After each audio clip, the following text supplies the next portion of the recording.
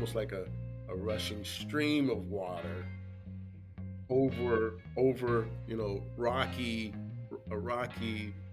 bed, over rocks that ended up into like more of a wider body of water, maybe even an ocean where the water was more calm and clear.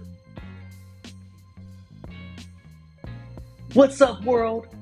Have you ever wondered, what does my friend or cousin or partner actually do at work?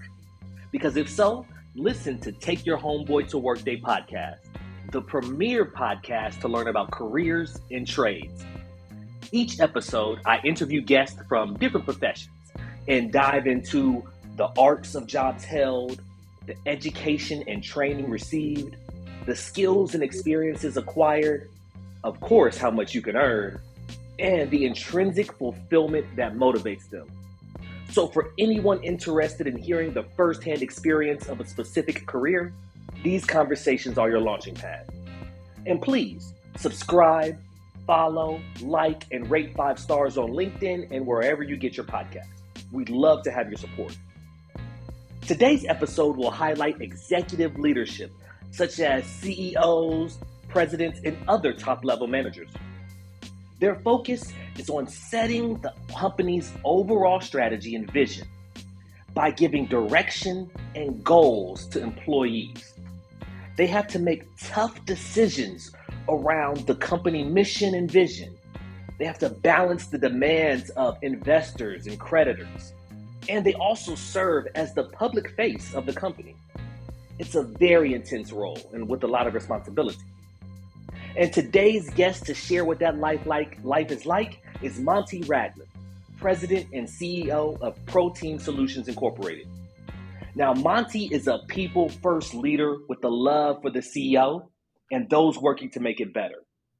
And PSI is an IT consulting firm that offers services in areas like executive oversight, project management, business analytics, and so much more.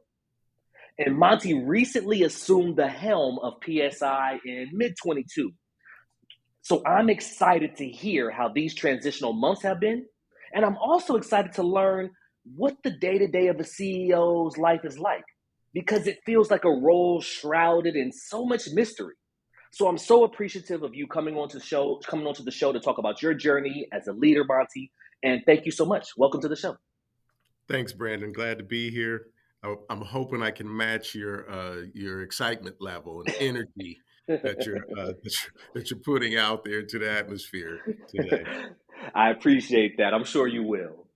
So I gave a brief introduction of, what I think executive leadership is, but in your own terms, could you explain what is your experience? What has your experience been like being a CEO? What does that do very high level? Okay, so because being CEO, is still new. Mm-hmm. That is for me. It's still in an evolution type, stage. But for me, my own beliefs around what I should be doing is, really kind of communicating strategy and vision for so that everyone understands where we're going and why, Mm-hmm. what our core values are, that we stay true to that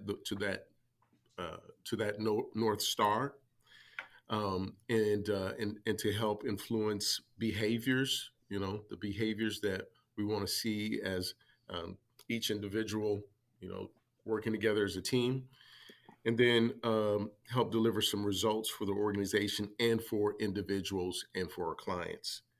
But I'm still getting used to uh, a better balance of not working in the business, but more on the business, right? So Mm-hmm. helping us see around corners, down the street, around the corner, versus what's happening today, so much, because that's historically been more of what I've done, is be more involved in certain day-to-day aspects. So still evolving.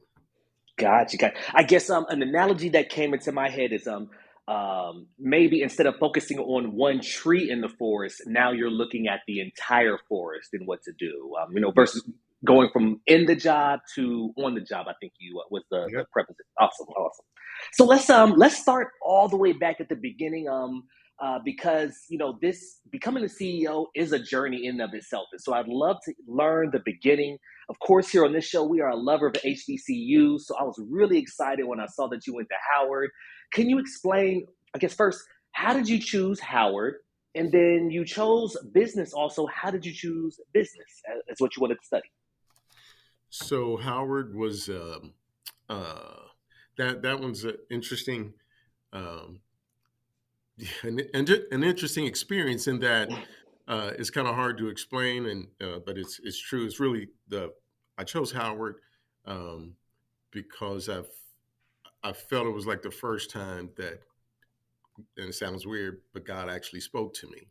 Mm-hmm, I really wasn't familiar with the university at the time. The only HBCU I was really experienced with because of you know living in Columbus, Ohio, mm-hmm, was Central State and Wilberforce here in Ohio. Had never been to Howard University. Didn't know anyone who had attended, and attended a just kind of a career fair. Howard happened to be there. I was collecting information on every school that was there because I wasn't exactly sure where I wanted to go. I just knew I was going to college, and one night I was reading some information, something kind of, you know. Kind of vanilla. It was just some administrative information or mm-hmm, admissions information on Howard University, and I was overcome with just this kind of. I didn't hear anything, but something spoke to me and said, "This is where you have to go," and it was clear in what it said. mm-hmm, There was mm-hmm, no doubt in my mind what I felt I heard, but I didn't hear a sound. mm-hmm, And so that evening, I told my parents, I said, "Hey, I'm not sure, but I think I'm supposed to go here." And that started we started doing research, and that's where I wound up, and it was, experience that you can't really replace. Um, what was the second question? I'm sorry. how did you choose business as your Yeah, degree? yeah, yeah. So I really was was involved in engineering and technology. I was pretty good in math, in Mm-hmm, high school. So um, my teachers in high school were pushing me to go into like engineering or IT at that time because I'm old. Uh, this in the '80s, IT was still really, really new, right? And so uh, figured I wanted to be a business man, business guy. yeah. So Howard University had an MIS um, track. And so I chose that MIS track, Management Information Systems track, when I started. However, I didn't stay there because the curriculum didn't speak to me. Mm-hmm, So I pivoted after the first couple of programming classes, which I could do. I just hated it. So mm-hmm, right. Mm-hmm. so I said, hey mom, I can't do this anymore. I was like, I can't do this for the rest of my life if this is what I'm going to be involved in. Not knowing what God's plan was. So, Right. Mm-hmm, so I started. I stayed in business and just kind of pivoted to finance. I figured, hey, if I work around some money, I can't help but make some. And right. then, so I changed to finance and really enjoyed the curriculum. Really enjoyed the curriculum. Did a number of internships with some investment groups, money management groups throughout my Howard career, and then started in my career as a financial analyst. First at Ohio State University, I was a financial analyst there for about 5 6 years. But interestingly enough, the exact opposite happened. So with MIS at Howard, hated the curriculum and pivoted to finance, loved the curriculum, but hated the work. I didn't like Mm-hmm, once I got into the industry. I didn't really like, and maybe it was my first couple of experiences in finance. I didn't really enjoy the work. Uh, So I started to look for something different. I started to just keep my eyes open for other opportunities, which led me to just kind of ass backwards, excuse my language, ass no back, worries. falling into the industry that I'm now in. As Mhm. a started off in this career as a consultant, kind of a contract recruiter, technical recruiter in engineering and IT.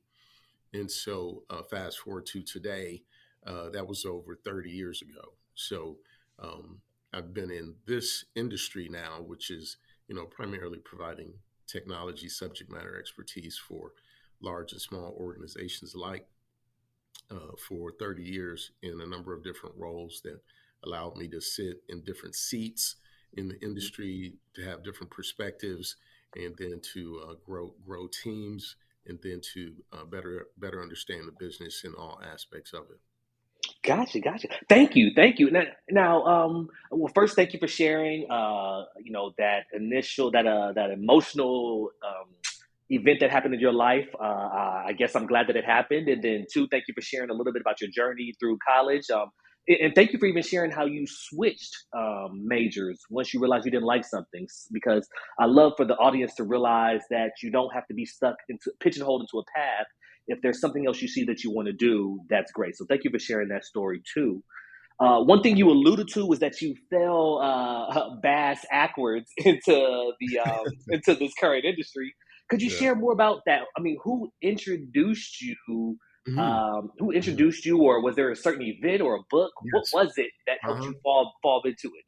Yeah. Yeah. It's another interesting story that, um, the person that introduced me, that gave me an opportunity into this industry when I had no experience, was someone who interviewed me for a position when I was at Howard, and I was, still a finance major and looking for opportunities.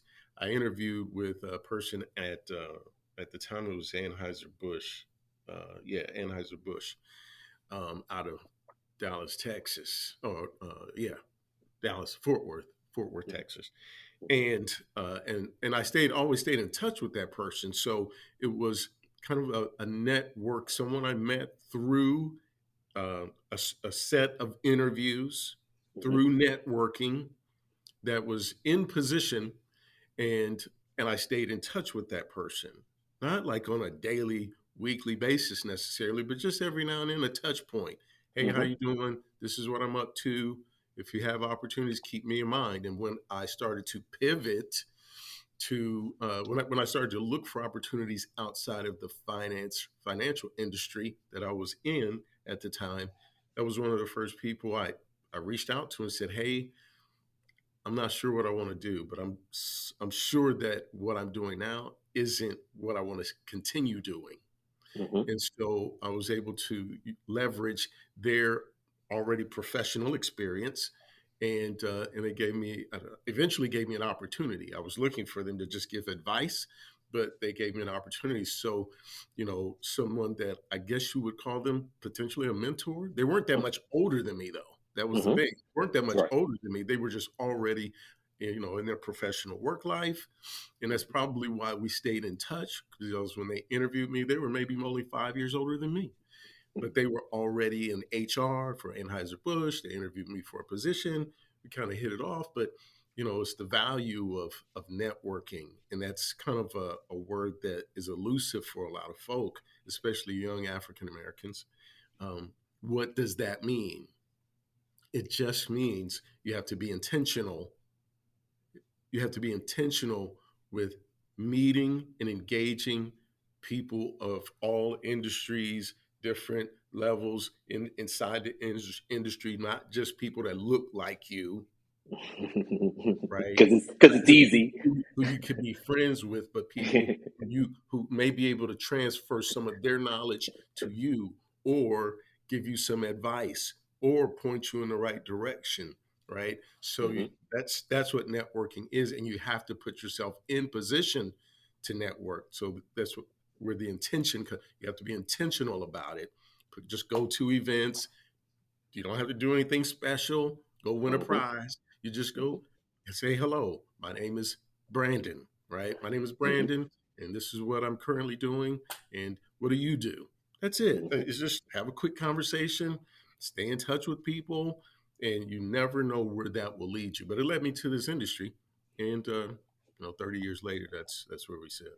Yeah. So let me ask you this question then, because we're talking about your career, the arcs of jobs that have built to you becoming a CEO, and even though you didn't enjoy the work when you were in finance, do you feel that some of those experiences have helped you along the way? Oh, absolutely, absolutely. The first the first opportunity that I had as a financial analyst was one that was I'll summarize it by saying um, my then manager was someone who I didn't really we didn't really get along, and it was some of that was my fault, obviously. Obviously, anytime you're not getting along with another person, you have to take some ownership that you have a part in it. And I was a little, you come out, Howard to do a job on you. And when I say do a job, not negative, it'll just have you so confident, maybe overly confident, and to the point where people will say people coming out of Howard or some of the HBC are very arrogant. I've heard that. Yep. And quite frankly, I was one. I was Uh-huh. very arrogant, extremely confident, and so I knew what I knew, and I knew what I thought I should be, the path I should be on, and the opportunities that should be offered to me. And she treated me like a child, right? She Mm. treated me like a child. You know, I would do reports, and she would mark my reports up, like I was still in high school and stuff. I'm like, wait a minute, you gave me a job to do. I do this report, and then you rewrite the whole thing Right. Mm. to say what you want to say. It was just little things. So, but others at the university really liked some of the skills that I brought to the table because some of the first spreadsheet was had just come out, Lotus 123, right? Lotus one two Mhm. three. This is way before Microsoft Office. Yeah. Lotus 123, and I was one of the only people at the university at the time that knew how to knew how to work it and write macros Oh. and stuff. And so a lot of the departments that I was working for across the university were like, "Wow, I've been hearing about this guy in your department that can." Work magic. Seriously, they said can work magic with like these numbers, and I was just doing some macros with some spreadsheets. That was it. And so I was enjoying the work, but treated like a child. And so she would ask me to do little things, and at some points I wouldn't do them. I wouldn't do Aw. them, right? I Yeah. wouldn't do them because, like, well, I know more stuff than you. It was immature.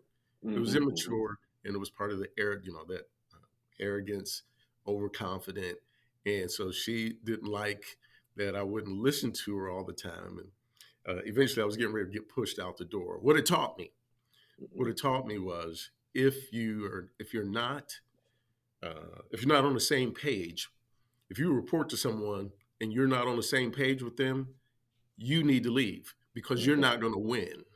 mhm. Right. Mhm, mhm, mhm. Well said. Well, okay. Well, thank you for sharing that. So I guess, let's dive a little bit into some of those early years of HR staffing, because these are the foundational years to you becoming a CEO. Um, h- what about HR staffing, working in HR, intrigued you? So I'll change the term from HR to talent acquisition. Okay. Right. Hmm. Right. So we're the industry that I'm in is really more talent acquisition than it is HR. Talent acquisition is really a subset of Hmm. human resources. Human resources is a huge category of profession that could include a number of things: payroll, benefits, employee relations, a whole number of things. Right. Talent Hmm. acquisition is just a piece of that, right? Gotcha. And so most true HR professionals, not to get off on a tangent, but most HR professionals, um, you know, their true subject matter expertise isn't talent acquisition. Hmm. It's usually something else.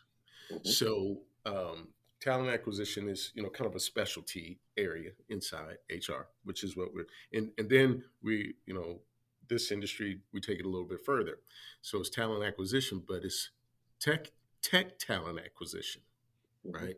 So now we get into technical or IT talent acquisition, and that becomes a whole nother subject matter that you start to build some expertise around, and so that's something that we bring to the table. And if you're in this industry and you're at the end of the day, if you do your job right, then you're kind of you're really impacting your client on multiple levels. And that's one, in their, you're helping their HR team with talent acquisition, Hmm. but you're also helping their IT team by bringing in subject matter expertise that generally they don't have. Either they Hmm. don't have it in house and they need someone to come in and deliver something, some deliverable, or come in and transfer some knowledge to their internal staff and then be on to the next. That's really, so you're providing impact in multiple areas of the organization. And so, that's really just you have to understand your client, what they need, what their culture is, where they are in the industry, who their competitors are, what challenges they're facing from a onboarding perspective, depending on what industry they're in, the geographic areas, all those kinds of things. And if you, like, again, if you do your job right, you're really helping your client be efficient at Hmm. their talent acquisition, right? So they're not wasting a lot of time, because we generally have the expertise because we're doing this on a daily, and generally HR Hmm. isn't. They're Hmm. not usually recruiting, like a really specific skill set in IT all the time. So when their IT manager says, "Hey, I need this type of skill," they're usually at a disadvantage because they don't understand the skill set and how it fits with everything else. That's our expertise, right? We Gotcha. understand a little bit better than their HR team, so we can help. So if we help them be more efficient, help them stay competitive in their marketplace, and they do, we specifically, our company, we only, not for the most part, our client portfolio exists of organizations that think like we do, Hmm. and have a foundational level of core values. And those core values are that people come first, not dollars and cents. They're important, and we are a for-profit business, but money can't be your primary driver.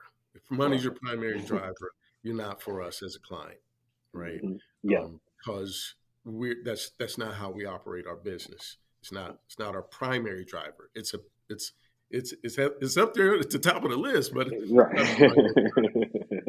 Yeah, So I noticed that about you and your business, that it's the first one of the first things you mentioned is your love for Central Ohio and those businesses working to make Central Ohio better, and that's the first thing you look for in a potential partner. So I noticed that about you. If you're people first, and look for that. So that's awesome to see. yeah, yeah. Let me ask you. So then, as you are having success as a talent in talent acquisition, um, I see the next role that you held was an account manager, and then you also went into a managing director role. Can you talk about that transition from talent acquisition to an account manager to being a managing director? How did all of So, those how did those come into to place? okay. Okay. So we're still working on the career path. All right. So I Mhm. got off topic. Sorry. No Let's see. worries. So no, in that organization, I was with that particular organization for about 15 years, and that's where cut a lot of my teeth, in being able to sit in multiple seats, same company, multiple seats, right? So that you can really get a wide, wide, big picture view of everything that's going on and what needs to happen. So to go from talent acquisition, you're really focused on interviewing, interviewing, identifying, sourcing, interviewing really top talent. Account manager is really the face, the person who's facing the client that you're delivering the talent to. Hmm. So you go from, sourcing and finding the talent to working with the client directly to better understand their culture, what type of person has success in this organization from a personality profile, what types of skills, technology stack, what types of technologies they utilize to deliver and execute their mission, right? Hmm. And and then be able to either deliver that to your talent acquisition team or still be a part of the talent acquisition team. In that particular organization, I was a little bit of both, right? So I just kind of Hmm. started to hold multiple, wear multiple hats, um, and so that really kind of helped. Really, just kind of okay, I understand what you need, Mister Miss Client. Um, Let me go help find it for you and work with others on my team that can help find it. That led to managing director, where you managing all aspects of the business. Like, okay, so you're managing the team of account managers and business developers. Then now you're managing all the talent acquisition or recruiting team, and then you're managing the folks who support those two groups with operations and back office and administrative support. Right, so you're just managing the Hmm. team. So that was that one. Going to managing director was the toughest of them all because for it, as you grow through an organization, often you become colleagues, friends with people. Then suddenly you're managing those friends and those people, Yeah, right? that could be tough. Hmm. So Hmm. that can be tough, right? So um, there was some transition there that wasn't easy, wasn't smooth, Mm. but you have to stay. You just have to recognize like where you are, what you're there for, and sometimes you have to change how you position yourself with those individuals. And if you're truly friends and that kind of stuff, then they'll generally understand. It may take some time. You have to Yeah. get used to a different type of conversation, a different type of conversation, at work and outside of work. Like, hey, I can't share that with you. Hey, I can't talk about certain things. But anyway. Hmm. Totally understand. Well, thank you for that breakdown and even sharing a little bit about some of the tough growth. I've had managers and bosses on, but you're the first person to actually talk about how the dynamic, the relationship with your peers change, especially if you stay internally. If you can go externally and get a manager role, that is easier. But to then manage people who used to be your peers, that can be a little stressful. So thank you for sharing. I guess bringing awareness to that because this is the first time I've heard about it on this show, and I appreciate. As somebody who went from being with my peers and then managing them in a previous role, it is extremely tough and tough to navigate. And you just want to, I guess, for you, then let me ask you this: with your personality and you ultimately rising to be CEO, how how do you handle that relationship side? I mean, do you miss the friendship side with those people, or Mm, I guess for mm, me, it was mhm. tough for me to leave that friendship side, and then I realized that I just enjoy being an individual contributor. I don't want to be Yeah, a yeah. manager of people. So how Mhm. how do you come to terms with I've been friends with these people for 4 years, and now all of this has to change? How do you come to terms with that? Um, so I'll try. Hopefully, I won't. This is going to be easy for me to get off track. So I'm gonna need you to kind of keep the guardrails up as if we're bowling, so I don't bowl the better ball here. Will Um, do. yes, you asked, do I miss? Somewhat, yes, because Hmm. when you're in leadership and executive leadership, um, you often find yourself in somewhat of a lonely place Yeah. from a work, from especially from a work in a work setting, because if you're doing your job right, you're pouring everything you have into others, providing them support when they're not having a good day, trying to remove stumbling blocks out of their way so they can have success, checking in on them on a regular basis to make sure that you've set them up, put them in the right position, trained them, all those things. But who's doing that for you?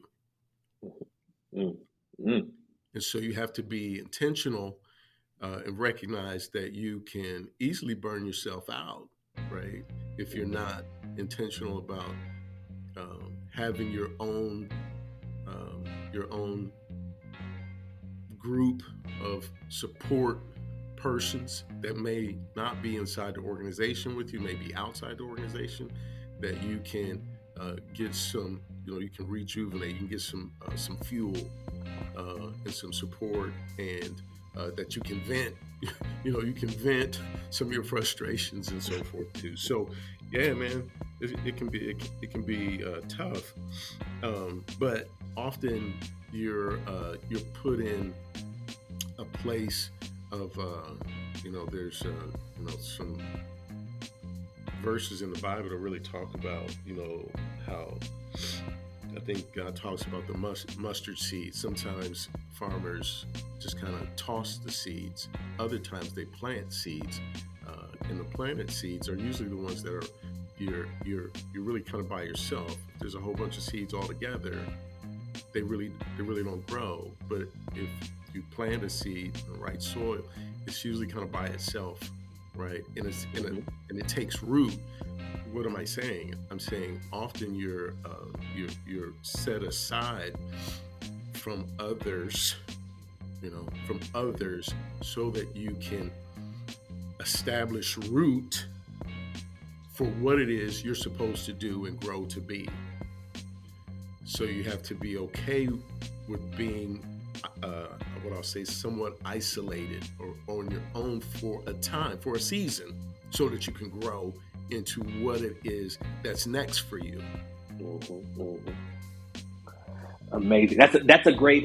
Is that an allegory? I guess that's a great allegory or a psalm of those difficult times is when you're actually the growth is actually happening. When you feel alone, it may feel dark Hmm. around you, but that's when the actual growth inside of you is happening for something greater. So thank you for that allegory. I appreciate it. Thank you for listening to Take Your Homeboy to Workday podcast. This concludes part 1. Check back in on Friday for part 2. But before you go, we need your help to spread our message. So please subscribe, like, and rate 5 stars wherever you get your podcast and on LinkedIn at Take Your Homeboy to Workday podcast. Thank you.